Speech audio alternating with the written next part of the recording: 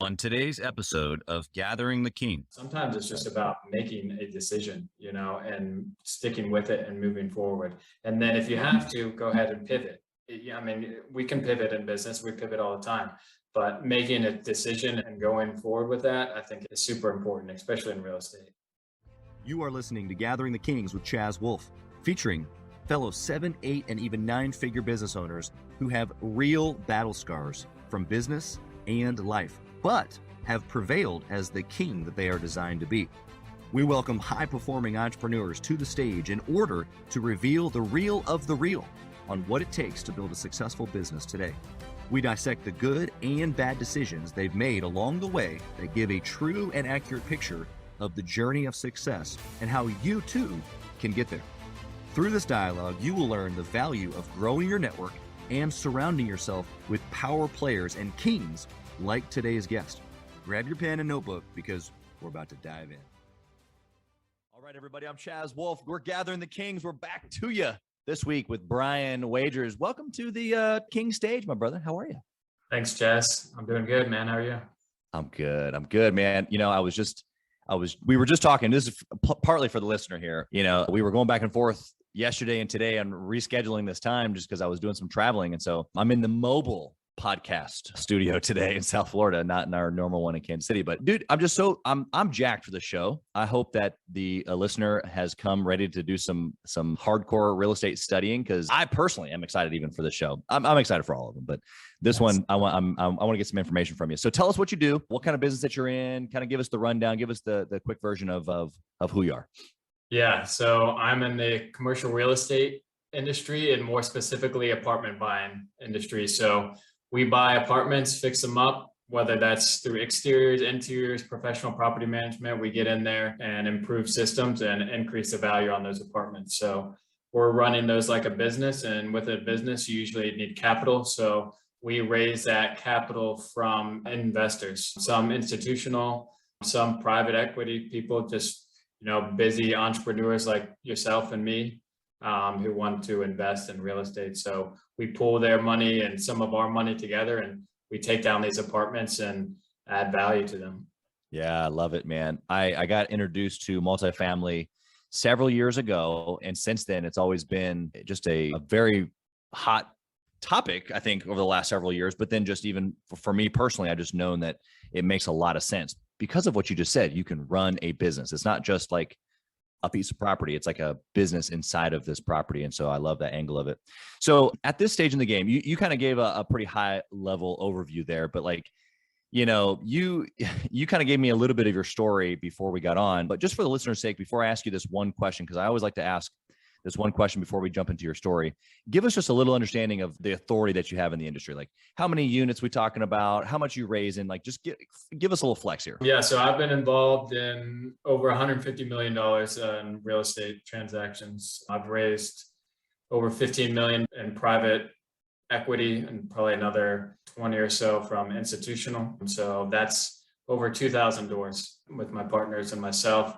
Before that, now I'm more of a general partner. So when you get into these larger 150 unit deals, last year we took down a 446 unit apartment in one swing. Earlier this year, we closed on a 190 unit. Earlier this year, 226 units. And then I did some joint venture stuff on the side. So that's kind of how I got started. The smaller, medium-sized apartments. So maybe your 20 unit deal, your 82 units, 54 units type stuff, where you don't necessarily need a huge team to do that. And that's kind of how I got my hands dirty and get it started. That's awesome. Okay. So that's definitely, I appreciate the flex there. I know that's difficult to do sometimes, especially when you get put on the spot. But the reason why I ask is because the first question is this: at this stage, like you kind of even just gave us a little bit of your history too, because you got started with the smaller deals. You're kind of doing it on your own. We'll get to more in your story, but now you've got a whole like process and system, multiple partners, and you guys are swinging for the fences. But why? That's the question. Why do you press at this level? You've made phenomenal money. Why do you continue to push now, even looking for bigger and bigger and bigger deals? Why do you think you continue to do that? Yeah, I mean, I could stop working right now and just be fine for the rest of my life if I really wanted to. That's not really the legacy that I want to create for my, future family. I don't have a family yet. I have a wife and we have four animals, but we'll have a pet family, but Yeah. we'll eventually have kids. And I want to create a future for them and a future for their kids and their kids, and kind of create a legacy there, as far as like on a selfish level. But Yeah. on an unselfish level, it's I like doing it. I like talking to investors. I like talking to business owners. I like helping them grow their capital outside of the stock market, outside of they work super hard to get to where they want Yeah. are, and where they have this large amounts of capital. So it's kind of fun to talk to them about different vehicles outside of just throwing it in the stock market or putting it in a high savings account, so. Yeah. Yeah. Lots of different options with real estate that a lot of guys don't know about, and the creative process that you can get into. So what I'm hearing you say, which I just absolutely love, is that, which first off, even just for the listener, I just want you guys to really understand who you're listening to. He just said that they don't even have kids yet, and he could literally not work for the rest of his life and he'd be just fine. Like, you're listening to someone who has created something within a few years that is just, something that most people dream of. And so the reason why I'm hearing you push is because it's who you're made to be. You want more, you want to be able to give something bigger to your kids than even you have now. And the fact that you love it, like, do you feel like you love like the strategy behind those conversations? Do you love meeting the people? Like, what do you specifically love about it, you think?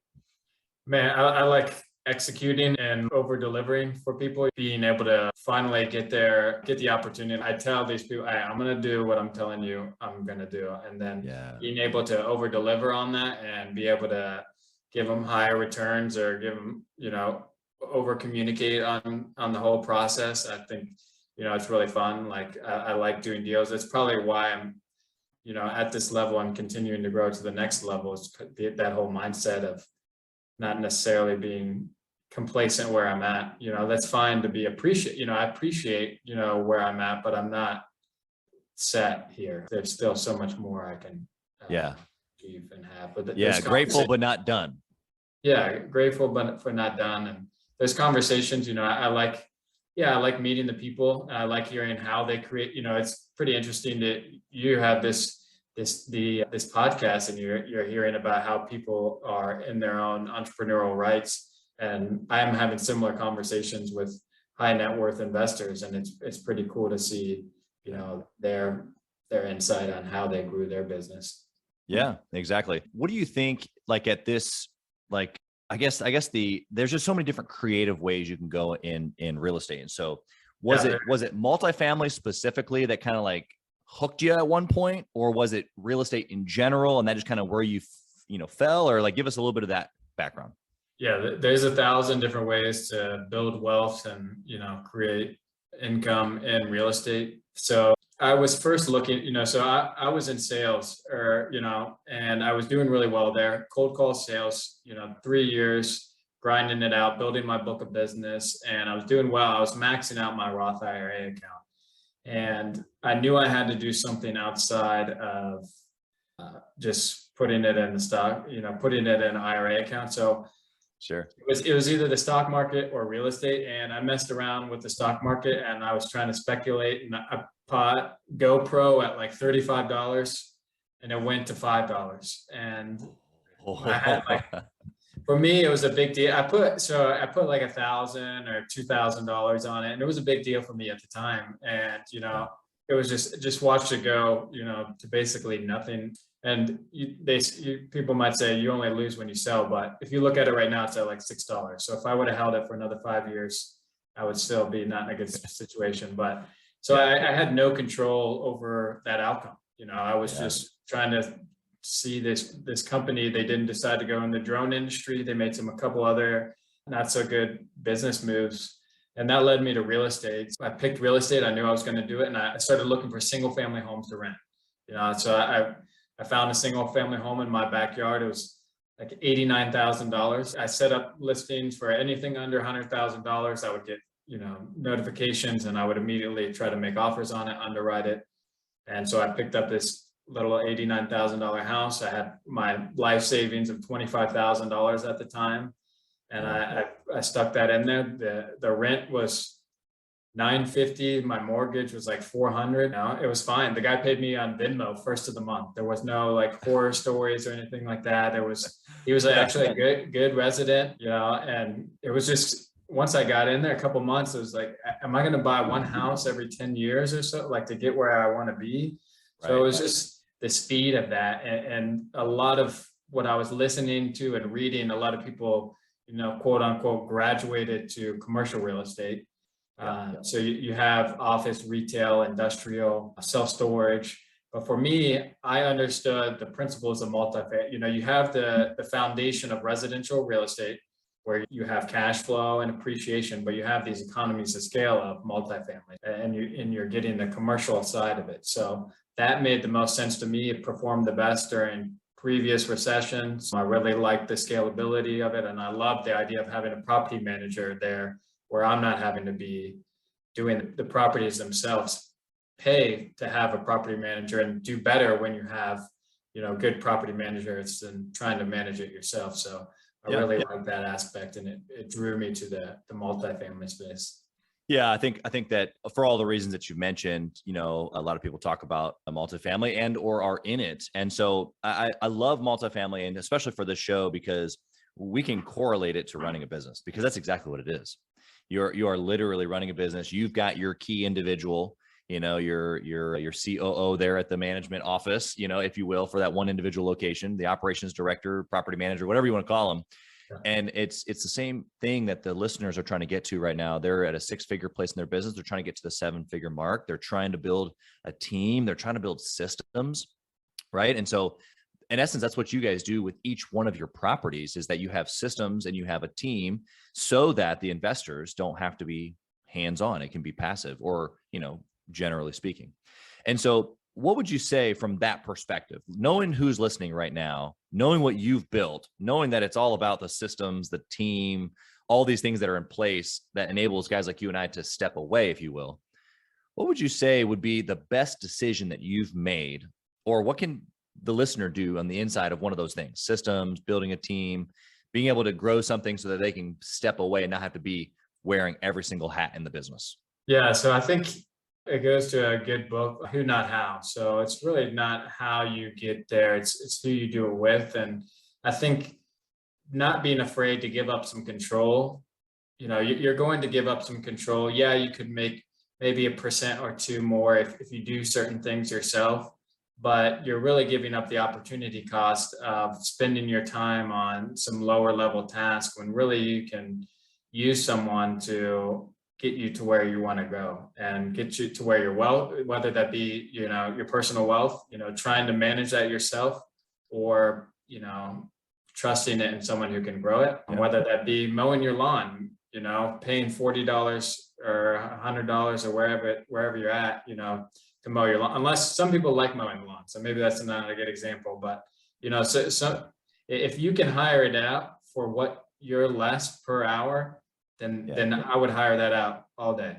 You know, that's a no-brainer. So I think figuring out how much your time is worth per hour, you can do the math pretty easily, how much you're making a year, and look at that, and how much a task, how long that's going to take you. You know, I think hiring that out is a great, you know, first step, you know, hiring out lower level tasks. The position that the listener is in is maybe when you were, you know, maybe 1 or 2 properties in, maybe in some of those smaller, those 20, 30, 40, 80 units, where maybe it wasn't like, you know, you could go get a cream top-notch property manager, you know, like that's, they're listening to you going, it sounds good, Brian, but like, that's a lot harder than it seems. And so what's the next level to that? It's like, okay, I understand who, not how, but like, how do I go do that, whether it's in my real estate business and like handing off my investments to a guy like you, or hiring out the mower, or hiring somebody in my business to do admin work, or to do whatever the tasks are specifically that you're referring. What's the next step there? Is it hiring? Is it filling out job descriptions? Like what would you have them go do?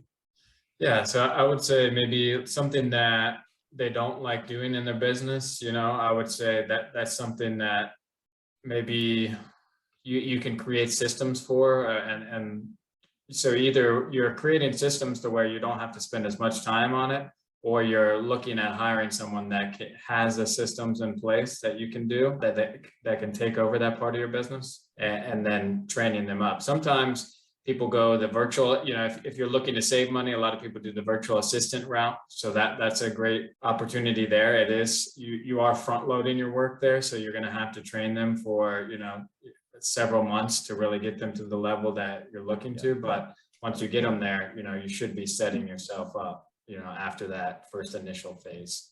Yeah. I think that's a great first step, to begin that process. But I want the listener to understand what you're saying really, which is like, guys, like even in real estate, even the guys that talk about passive income, these big multifamily properties, what Brian's doing inside the property is that there's a team in place, that there's people doing tasks. It's not like he's filling out the applications or he's collecting rents, and like these are the to-dos, if you will, of that business. And that it would be absurd to think that him and his position would do that. And so you have to start thinking like this guy's thinking. And so I want to flip the coin, Brian. What was a bad decision that you made along the way that just was almost detrimental to everything that you've had or been able to accomplish? Keep us away from the bad stuff.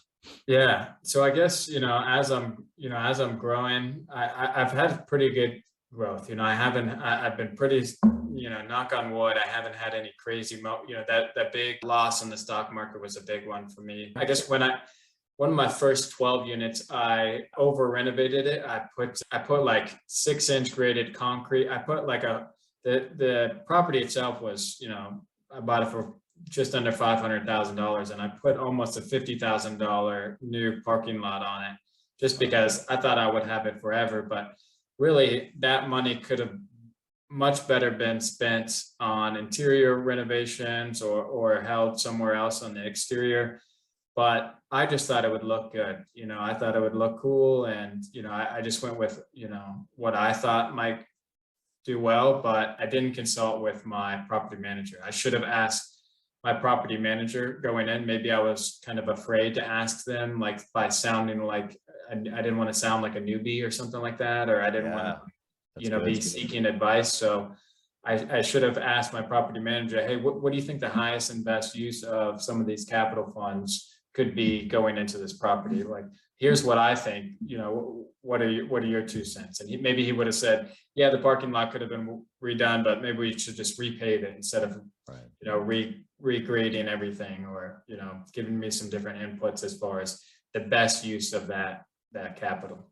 Yeah. What a great, and I mean, Ian, and humble answer. I mean, I think all of our mistakes allow us to remain humble, right? But I'm just thinking of really the principle there that you're sharing, Brian, is just so incredible, because how many times do we feel like we have to wear the mask or the face or the shirt or whatever you want to call it, of looking like we got to know what we got it together, and when all it takes is, asking for help, or even asking someone on our team. And oftentimes, to your point, they know what to do, or they know quicker, better answers, and we're just not utilizing them because we feel like we have to have it all together. Where in the moment for you, like where in your journey did you realize that, or maybe that skill set of going, okay, I don't know it all, and so therefore I'm willing to put down the ego and ask questions like that? Was it after that mistake, or kind of what was that aha moment for you? Yeah, I would say that was a big one for me right there. As you continue to grow, I think you look for opportunities where you find more mentors or people that are in places that you want to be, that you're not necessarily there yet, and your peers, and asking them, not being afraid to ask their opinion. I probably wouldn't ask, I love my mom and stuff, but I'm not asking her opinion on some of these higher level, business decisions and, adjustments for my growth. So I think asking the right people is definitely been helpful in my growth. Yeah. So if I had to nail that down for the listener, 2 things is what he said. He said, first off, you have to recognize that you're not the guy. I mean, you're the guy. We all know, like, we get it. You started the company, you put your neck out there. We get it. But the quicker you can realize that the people behind you are as important, if not more important than you, then it or the people that you're surrounding yourself with, which is your second point of, so lowering the ego and being willing to ask questions or gain insight from those that are around you, but then also being careful from who you're gaining insight from is what I'm picking up. Anything else you want to add there? Yeah, for sure. No, you nailed it on the head there. And like, as you're growing, I think being okay to bring on, maybe other partners as you're growing, so we talked a little bit about, as I'm growing from these 20 to 50, 82 unit, I was the only, general partner on that. I was the one putting the deal together and finding the deals, and I would still be in the couple hundred door, mark if I wanted to hold on to all the equity, if I wasn't giving up a piece of that equity to really grow to these, 6,000 door count, that were my team currently owns. So I think being okay to give up a portion, but knowing when to give up that portion, I think is super important. And, not being afraid to give it up, but not giving it up too soon too, I think is something that, it's always yin and yang there, but, you should definitely have that in the back of your mind as you're growing. Yeah, I think that's super practical, especially for these guys that are trying to, grow up to a point in business where they've got enough resources to make some bigger decisions. But man, I hear what you're saying, and oftentimes guys like you and I, we figure that out later, which is once we kind of had built some great things, then we realize, man, who, not how, or in this case, who can I partner with? How can I get there faster? And oftentimes it is giving up a piece of the pie to be able to get a smaller piece of a bigger pie. And I don't know what that is. Like, because we're not taught entrepreneurship in school. So I don't know how we learned that, but the principle of like, hold on tight, like it's all yours. Like, even if you only have 100% of this little small piece of pie, it's great to be by yourself. Partnership's evil. I don't know where that comes from other than just like maybe horror stories. But I mean, you've had excellent, it sounds like your team is made of great partners and you guys have had this huge, massive success. And so what would you say from a partnership perspective? The guys listening right now going, oh, I partnered with my brother, or I partnered with a friend, or I've heard horror stories of other partners. What would you say from that angle of what's worked for you guys? Yeah, so that's a great point. You want to make sure you're partnering up with the right people. And the biggest thing is, how can you add value to each other?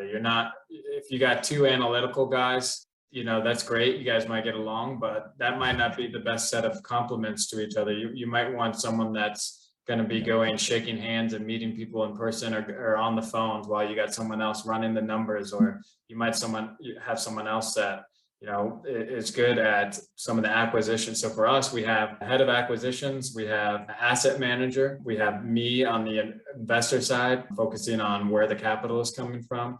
And then we have our CEO and our COO. So, those are all super important pieces to the team, and each having our own roles. But, I think one, you want to have the same principles and morals, that's huge. That should be the first kind of conversation, is make sure you're on the same page, make sure you have the same values, principles, morals. I think are going to make it for a lot better partnership in the long run.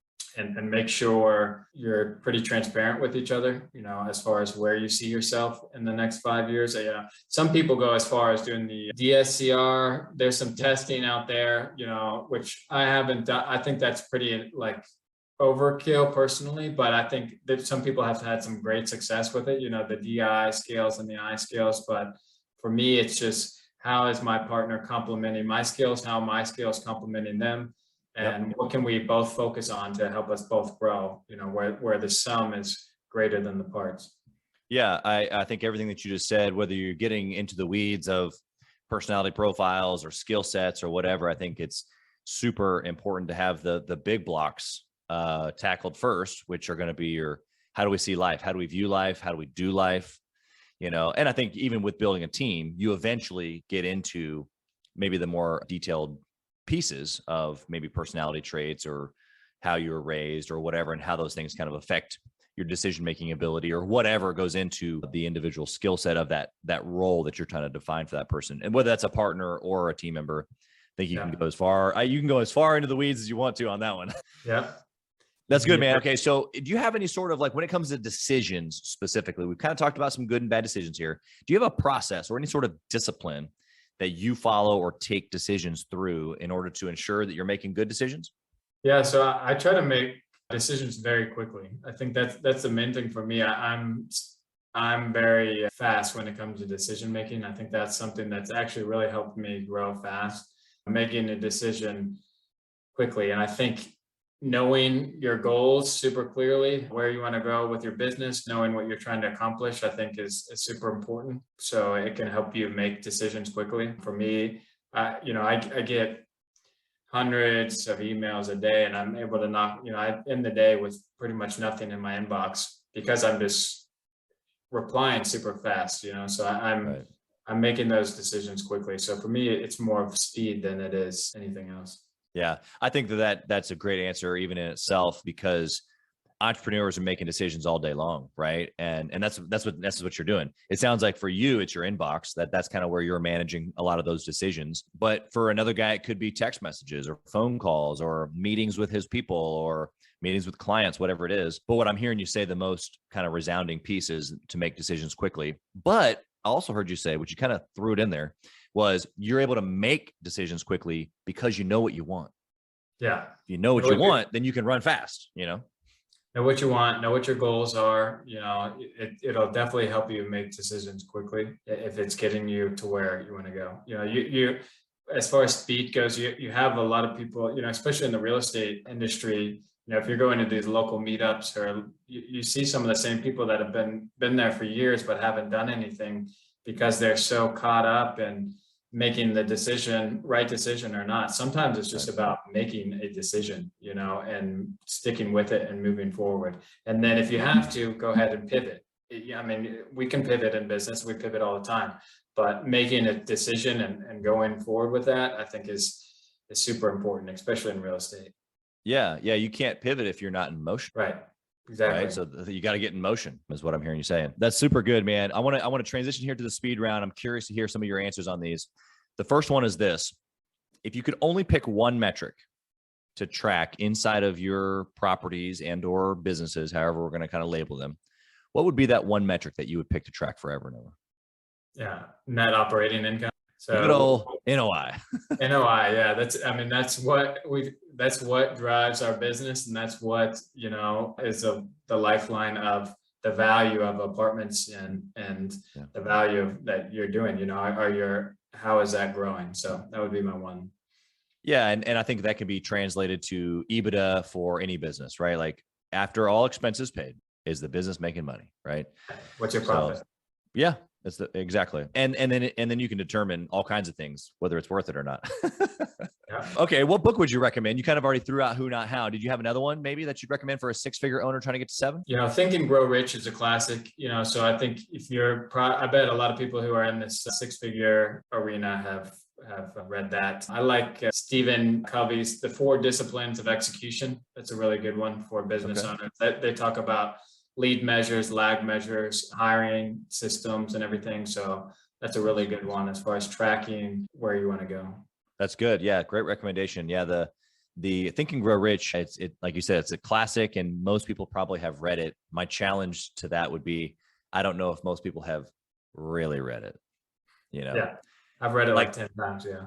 yes. Or like how many times, or how, like, do you actually write down what you're supposed to write down? Do you actually do what it is that book tells you to do? Because I'll tell you, if that's the only book I had, if I could only pick one book just to read over and over, it'd be that one. That one gives you pretty much everything you need. Okay. So next question: do you intentionally network or mastermind with other entrepreneurs? All the time. I just got back from that. I'm in Northwest Arkansas right now. I was just in Dallas this week, this weekend. So I used some of my weekend to go network with some other multifamily professionals, hear about what's going on in the market, where people think they're going, and meet some other individuals that possibly could partner up with, and kind of hear their take at where they're at. So Yep. I definitely making an intention, and I want to continue doing more of it. Next week I'll be going to a state representative political meetup. So Nice. that's something that I've never done before, but that's something a little being different. intentional about networking. 100%, man. I mean, obviously with your role, it's kind of a no brainer with trying to find high net worth individuals. But I mean, just from a business perspective, was there just because it's the same in real estate, but again, I'm just trying to bridge the gap here. Was there this moment in time where you realized that relationships were like way more important than you were giving them credit for, and you kind of switched some of your focus? Yeah, I think in the beginning, I was just trying to do deals and, just reach out to, the people that I might do deals with. But I knew that I was limiting myself by not letting more people know what I was doing and networking with others and giving value to them and getting value from them. So there was definitely a point, when I went from doing the joint ventures to syndications, and that was, being more available and putting myself out there more. Yeah, that's good. I love it. Okay. If this is a new question, it's not on the list, but I'm really curious to see what you have to say. If you only had 1 hour a week to run your business, what would you do in that 1 hour to make sure that your business runs successfully? Oh man, I would be talking to my, so 1 hour, you'd have to give me an hour to think about that. But I would break down that hour into probably 10-minute intervals and maybe even 5-minute intervals, maybe some 20-minute intervals. But I would have that broken down as to some high level. It would just be what my current day is crunched into 1 hour. And I would have to be super highly effective in each one of those 10-minute intervals. 10 minutes talking to current investors, 10 minutes talking to previous investors, 10 minutes talking to potential ones. So that would be 30 minutes. Then I would talk 10 minutes to our property manager, like our asset manager. The asset manager oversees the property manager, see how our properties are performing, see if our projections are going well. I would talk to 10 minutes to our acquisitions guy, see what we're in the pipeline, see how that's going. And then another 10 minutes would be talking to George and Eric, our CEO and CEO. Yeah. There you go. There's the breakdown. It'd be all people. Yeah, exactly. Yeah. That's what I'd just be talking to people. Yeah. Got to be able to extend the reach. Okay. And then last question, Brian, if you lost it all, man, what would you do? Wow. That's a good question, man. I would do the same thing I'm doing now. I would go, maybe I would try to be property manager somewhere and kind of work my way up there, pick up some site work somewhere. But I would definitely go into my field and I would just work my way back up.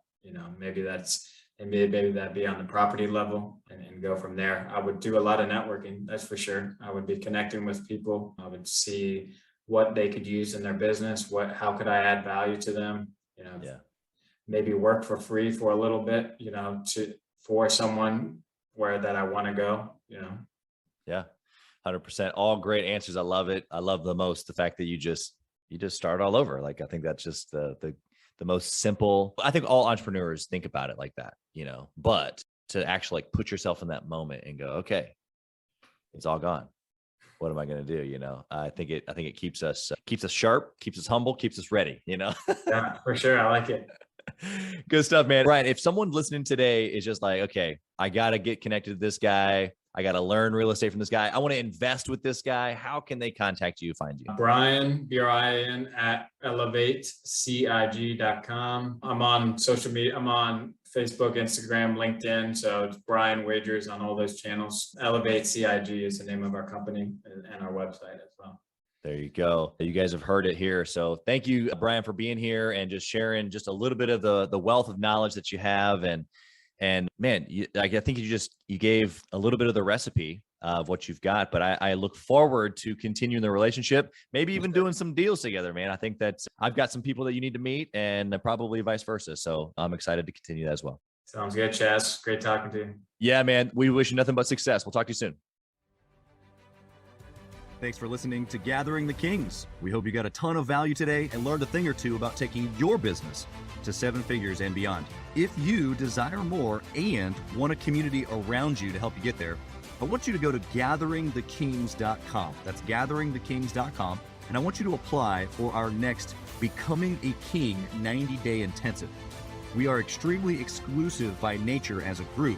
What that means is that we're really wanting only the entrepreneurs who take their business and targets super serious to apply. So if that's you think you got what it takes to level up your business, I want you to go to gatheringthekings.com and apply.